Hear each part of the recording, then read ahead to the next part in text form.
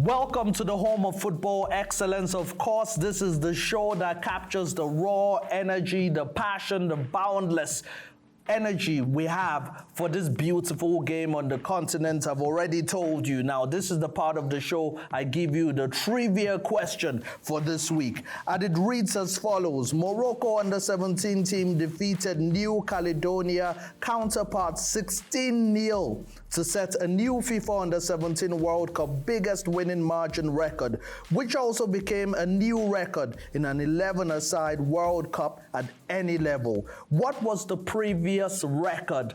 Wow, it's just unbelievable that a team that can be beaten 16-0 in the first place. SC, welcome to the show. Of course, we'll be giving them the answer to that. Yeah, most definitely. It's great to be here. How shocked are you that 16-0 can happen in this beautiful an abnormal game? Score, to be honest, in football. I mean, 16-0, these are scores we see in rugby, basketball. Yes. But for football, it's quite rare.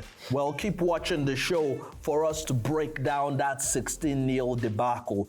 But speaking of breaking down a serious debacle, we just saw it a couple of days ago. Yeah. Nigeria versus Gabon, DR Congo versus Cameroon. It was everything we expected it would be.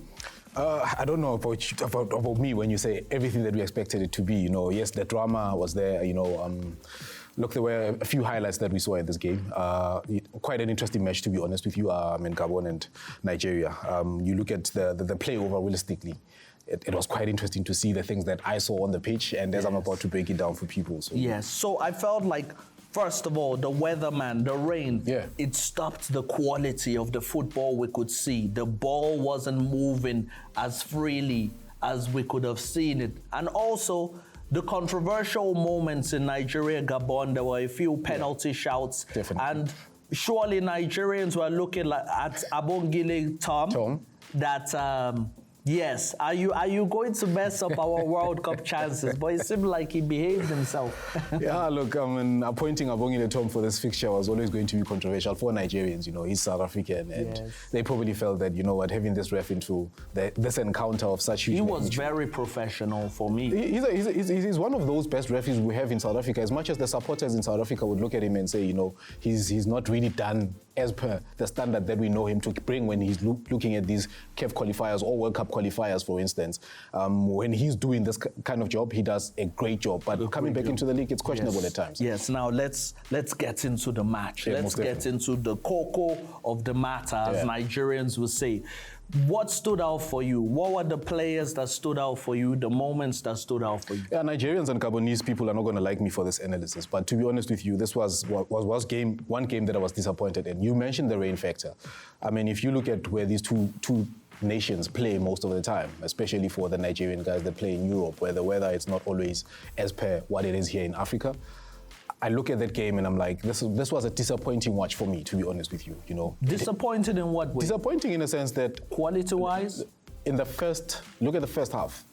If there's one thing for a professional player and a professional team not to manage to string 10 passes together, that is one disappointing thing. It's tension. That's impossible. You need to be able. If you look at how Nigeria controlled the game, they didn't control the game as per maybe containing the ball or retaining the ball. And for me, I looked at that and I was like, this is quite disappointing. And when you look at the transition from Gabon as well, it wasn't that effective. So when you look at that in terms of football, you look at the disappointing factor of it to say, okay, what are we really watching here in this first half, you know? Okay, so who are the players that had decent performances for you? The underrated player, sorry to cut you off. The underrated player for me has to be Ndidi, you know. You look at what he brought into this game in terms of stability. With the captain on the bench and he's marshalling the team on the bench, he did well for me in terms of marshalling the middle field as well and dictating the pace of the game to a certain extent. And when you look at that, I think he did well. You've got also the influential Victor Osimhen, you know. I mean, he's always going to be a player that's very important. And a factor that is important, I think Nigeria needs to look at, they need to understand how they feed in balls. Because if you look at the previous games they've played prior to this game, you look at losing Aina on the right-hand side. You could literally tell that, you know, the crosses that he's used to, he's not getting them as per what he's used to. And you see the crosses that came into this game, the first one that he gets, and then he has it right a little bit on the near post. It shows you this is how he loves receiving balls. And I think Nigeria should play to his strength most of the time, and they didn't do that much. Yes, Victor Osimhen in the first half, there were 5 chances. He squandered 4. The one-on-one miss. Well, Nigerians, I'm sure, forgave him after he scored a brace. Benjamin Frederick definitely arrested for having Pierre-Emerick Aubameyang in his back pocket. There were some crucial moments in that game that we still need to talk more about. 100%. But we have to move on to the Cameroon and DR Congo game. But excuse me to block you from moving on. We have to speak about those controversial moments because they were huge. I mean, you look at the call from the ref, especially the first penalty when you look at it. For me, Which I look one? at that. The shirt pulling? That's the second one for me. The first one was the one that the Gabonese player. But that wasn't a handball. It wasn't a handball, definitely, but it's a moment to speak about into the game because if you give that, it changes the surface of the game in terms of how it progresses in terms of going forward. But he didn't call that, and for me, that was a right call because the player is not facing the ball is going to the player's arm, and he's facing his back. If Abongele had given that penalty, the second one for the shirt pulling, I know definitely he wouldn't be able to go to Lagos after that. Definitely for me, that's a penalty. If you look at the rule book, yeah, for me, it's a penalty. If you look at the rule book, every defender holds inside jerseys.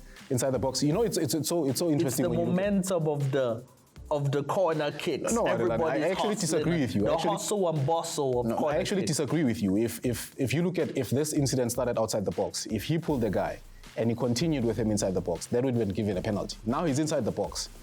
He's pulling the guy inside the box. And you can tell the guy is going directly at the ball. And for me, that's a penalty. I don't know how they didn't give this penalty, especially having VAR in these playoffs. I don't know how that Abongile Tom didn't give this penalty.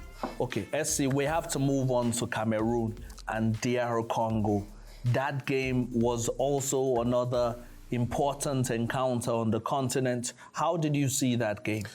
Again, another game that I'm going to say quite disappointing on the eye for me. But you have to give it to DRC, to say, after Cameroon had beat them in 2021 in the Africa Cup of Nations, and they came out and said, we want to inflict the same pain that you inflicted on us. So literally they did that into this game, and you have to look at key moments into the game as well. You have to look at the players that were influential, such as, Brian Mbemba getting a chance in the first 10 minutes of the game. You could tell that this is a game that Cameroon wanted. And for me, Cameroon has been disappointing in a sense that if you look at how they've been playing the World Cup qualifiers, you have to date it back to such years such as 2014, and you look at the progression, it has been declining and declining and declining, and they find themselves in this position. It's not by fluke that they find themselves in this position. I look at them and I'm like, Cameroon needs to come to the fold, just like any other African country that has such quality in their footballing, development structures and the first teams as well. So we need to see these teams that are coming up. I'm glad that a DRC team, has come out and said, we're going to raise our hand. We want to be into this thing and go join the other guys. But before they join those other guys, they have to push it very far. And for me, again, players such as Carlos Baleba, what a player, man. I'm talking about these players because these are underrated players. We hardly talk about defensive or CDMs in a football match in most cases. We're always talking about attacking midfielders, we're talking about wing play.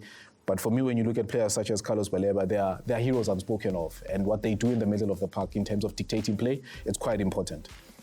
Thank you so much, SC, for your analysis. At the end of the day, it was Chancel Mbemba that was the hero of the day for DR Congo, setting up a grand finale that we all want to see. Is Nigeria versus DR Congo. Is one last chance for one more team from Africa to make it to the North American showpiece.